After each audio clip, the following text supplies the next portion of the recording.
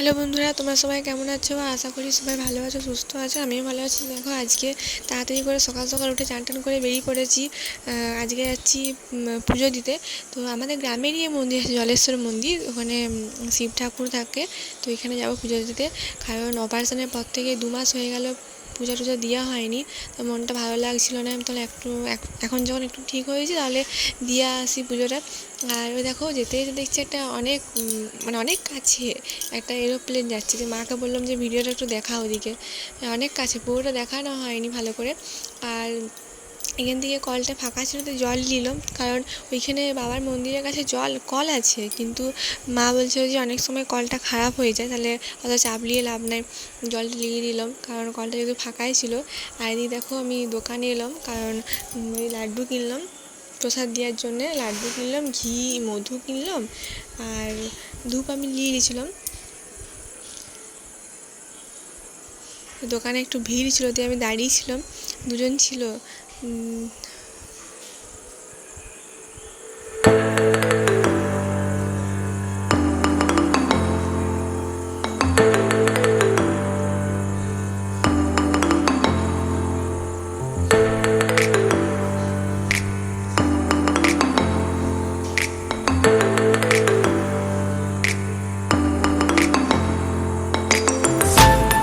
আবার ব্যাক করলাম। তার কারণ হচ্ছে আমি ফুল নিইনি, দিয়ে পরে মানে শুধু জল নিয়েছিলাম, ফুল পাইনি, বেলা হয়ে গেছিলো একটু।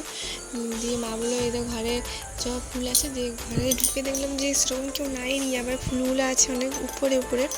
দিয়ে আমি টিকে থাকবে, আমি চলে গেলাম। যদি বাবার যদি ইচ্ছা থাকে তাহলে মানে ফুল এমনি জোগাড় হয়ে যাবে। দেখবে কোনোখানে পূজা দিতে গেলে বা ঘরে পূজা করলে, আমি তো এটাই মানে বিশ্বাস করি, যদি কোনোদিন ফুল টুল না পাই তাহলে ভাবি যে মানে যদি বাবার ইচ্ছা থাকে তাহলে অটোমেটিক মানে নিজে নিজে ফুল জোগাড় হয়ে যাবে। তো আমি যদি পাই তো মানে এমনি ফুল ঠিক জোগাড় হয়ে যাবে, যদি বাবা চায় মানে ভালো করে পূজাটা হোক। তারপরে সেটাই হলো। তো চলো দেখো,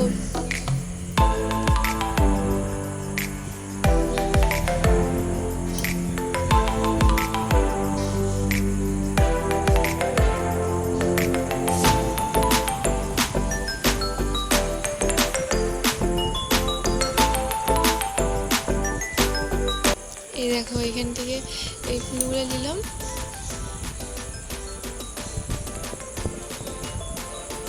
কম করে নিয়েছিলাম। আর এদিকে যেতে যেতে আরও এই দেখো অনেক কলকে ফুল, সাদা ফুলও ছিল। মানে এত ফুল, এখন আবার অতক্ষণ ফুল পাইনি, ফুল থাকেই নি। তারপরে এখন আবার এত ফুল, মানে কি বলবো, তোলার লোক নাই। আমি একা তুলতে পারছিলাম না। আমরা সব কি তুলে নেবো, আর তো কেউ তুলে করে, তো থাক কম করে তুললাম। এদিকে একটা গাছ আছে, আবার ওদিকে মন্দিরের পাশে একটা গাছ আছে। দেখলে তো, আমি এটাই মানে বিশ্বাস করি যে ভগবান চাইলে সব কিছুই জোগাড় হয়ে যাবে নিজে নিজেই। তো প্রচুর ফুল পেয়েছি, প্রচুর ফুল। তো আমার তো খুব ভালো লাগছে। আর কী করেছি বলতো, 2টি ফুল রেখেছিলাম, কারণ ঘরে তো শিবাকে পুজো করবো, দিয়ে পরে ওই জন্য 2টি ফুল রেখে দিয়েছিলাম।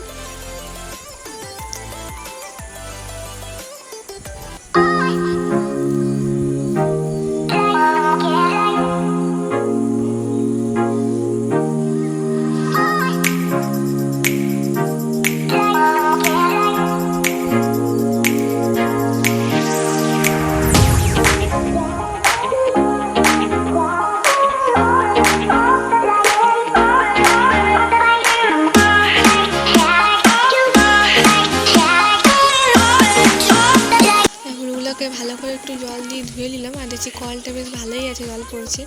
আর ওখান থেকে জল নিয়েছিল, জলটা ধুয়ে নিলাম। আর এখান থেকে জল নিয়ে নিলাম, কারণ বাবার মাথায় জল ঢালবো ওই জন্য। আমার চুলগুলো দেখছো কীরকম দেখাচ্ছে, লাল হয়ে গেছে, মানে শুনে কালার করেছি, কিন্তু কালার করিনি। আমার চুলগুলো এরকমই ছোটো থেকেই, মানে কালো লয়, এরকম লাল লাল টাইপেরই। আর ওখানে চন্দন কাঠ আছে, চন্দন পেরিয়েও আছে, কিন্তু আমি এনেছিলাম তাই বেটে নিচ্ছি।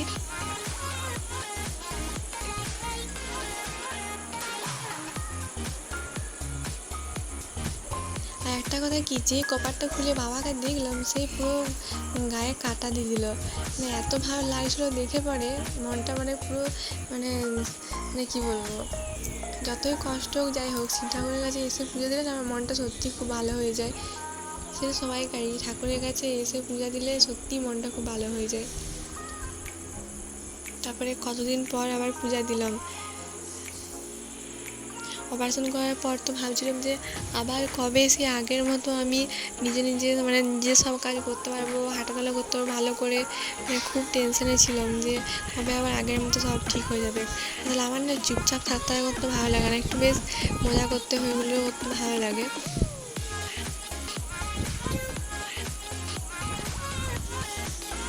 আমি যখন এসেছিলাম তখন মন্দির ফাঁকাই ছিল, কেউ থাকেনি। তারপরে একজন এলো, আমি যখন পূজা হয়ে তারপরে একজন এসেছিলো।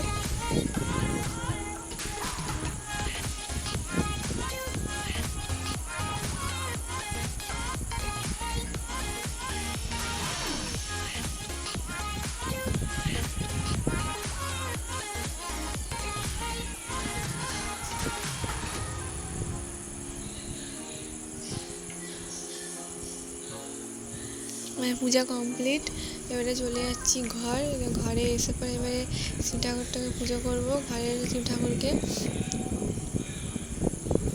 একটু ভালো করে চান করিয়ে দিচ্ছি।